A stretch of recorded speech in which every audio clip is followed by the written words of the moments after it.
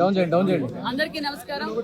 ఈరోజు సత్యసాయి జిల్లాలో మడక్సిర నియోజకవర్గానికి హోమ్ మినిస్టర్ గారు రావడం, మరి ఈరోజు మడక్సిర నియోజకవర్గంలో ఈరోజు ఉండుబండ మరి మా యువ నాయకుడు ఈ నియోజకవర్గాన్ని అభివృద్ధిలో పరుగులు పెట్టిస్తున్న స్థానిక శాసనసభ్యులు మడక్సిర శాసనసభ్యులు ఎంఎస్ రాజు గారికి, మరి ఎమ్మెల్సీ తిప్పేస్వామి గారికి, జిల్లా అధ్యక్షులకు, మరి అందరూ ఈరోజు మడకశిరలో అభివృద్ధి గత 5 సంవత్సరాలుగా ఏ విధంగా ఉందో మనం చూసాం. చెట్టును అడిగినా పుట్టును అడిగినా గత ఎమ్మెల్యే ఏం చేశారు, గత పార్టీ ఏం చేసిందో చూసాం. ఒక సంవత్సరం లోపలే మేము సుపరిపాలన తొలిగడుగు ఇంత ధైర్యంగా ఈ రోజు రాష్ట్ర వ్యాప్తంగా ముఖ్యమంత్రి చంద్రబాబు నాయుడు గారి ఆదేశాల మేరకు ఈ రోజు రాష్ట్ర వ్యాప్తంగా మేము ఈ రోజు తొలిగడుగు సుపరిపాలన చేస్తున్నాం.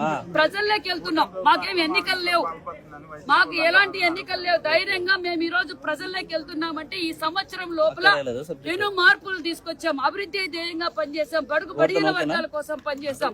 ఎన్నికల సమయంలో అయితే మేము ఏదైతే మాట చెప్పామో ఆ మాట నిలబెట్టుకున్న ప్రభుత్వం ఎన్డీఏ ప్రభుత్వం. కాబట్టి మేము ప్రజల్లోకి వచ్చాం. మీకు 4000 పెన్షన్ అందిందా, 3000 వికలాంగుల పెన్షన్ అందిందా, 5000 100% పెన్షన్ అందిందా అంటే అందరికీ అందింది. 90% తల్లి వందనం, ఒకరికే తల్లి వందనం పరిమితం చేయలేదు. సుమారుగా 10,000 కోట్ల రూపాయలతో ఇంట్లో ఎంత మంది బిడ్డలుంటే అంతమందికి మేము తల్లి వందనం అందజేశాం. అలాగే అభివృద్ధి ధ్యేయంగా మేము పనిచేస్తున్నాం. ఈ రోజు మడక్సిర నియోజకవర్గంలో ఎక్కడ చూసినా రాష్ట్రమంతా అభివృద్ధి జరుగుతుంది.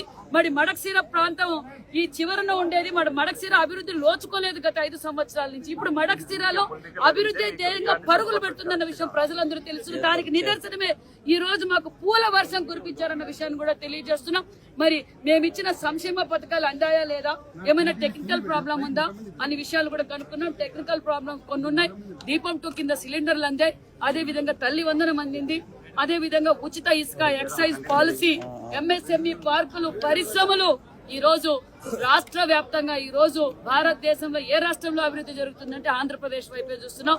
కొంతమంది వాళ్ళ పార్టీ శవ రాజకీయాలు చేయడం, చిల్లర రాజకీయాలు చేయడం, మరి తప్పును తప్పు కోర్టు శిక్షించినా అది మన తప్ప. దొంగల్ని వదిలిపెట్టాలా? గజ దొంగలు ఇంకా ఉన్నాయి.